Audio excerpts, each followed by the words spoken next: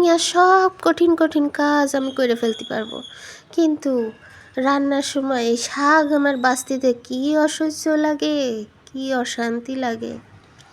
কেন আমার মাথা খারাপ হয় জানেন?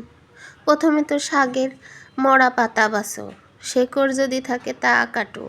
লাল শাক বাছা তো আরও কঠিন, সে আর কঠিন বললে কঠিন।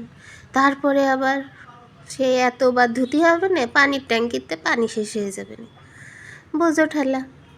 তো যাই হোক, পালং শাক কেটে ধুয়ে বেছে নিয়েছি, তারপরে পেঁয়াজ রসুন ভেজে তার মধ্যে শুকনো মরিচ কাঁচামরিচ দিছি, তারপরে জিরে ফোড়ন দিয়ে পালং শাকগুলো ধোয়া পালং শাক দিয়ে হলুদ সামান্য দিছি আর লবণ দিছি পরিমাণ মতো দিয়ে, এই যে আমার রান্না শেষ।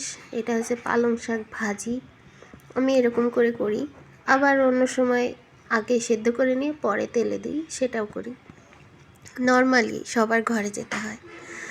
আর আরেকটা করি হচ্ছে পালং শাক প্রেসারে সেদ্ধ দেব মসুর ডাল আর কাঁচা ঝালের সাথে আর লবণের সাথে, আর সামান্য হলুদ দিয়েছি, হাফ চামচেরও কম দিয়ে একটা না দুইটা বাসি দিয়ে নেব, যেহেতু ডালটাও একটু সেদ্ধ হওয়া প্রয়োজন, আর পানি অল্প দিয়েছি। তারপরে দুইটা সিটি দিয়ে নেব। সিটি দেওয়া হয়ে গেলে খোলার পরে দেখবেন ডাল তারপরে শাক একদম সেদ্ধ হয়ে মিলেমিশে একাকার হয়ে যাবে। এবার আমার কাজ হচ্ছে চামচ দিয়ে গুতায় গুতায় ওদের একদম ভর্তা বানায় ফেলা, একদম ভর্তা যেটাকে বলে, এই যে এইরকম। আর বেশি পানি দেওয়া লাগে না, এটাই বেশি পানি দিলে খাইতে মজা লাগবে না।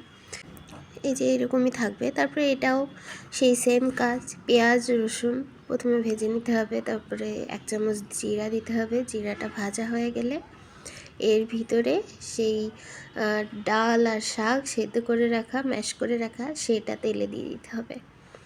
তেলে দিয়ে 2-3 মিনিট হাই হিটে একটু ভালো করে জাল দিয়ে নিতে হবে। তারপরে এই যে পালং শাক দিয়ে মসুর ডাল একদম তৈরি। এটা যে খেতে এত মজা হয়, ভাজির চাইতে এটা বেশি মজা হয়।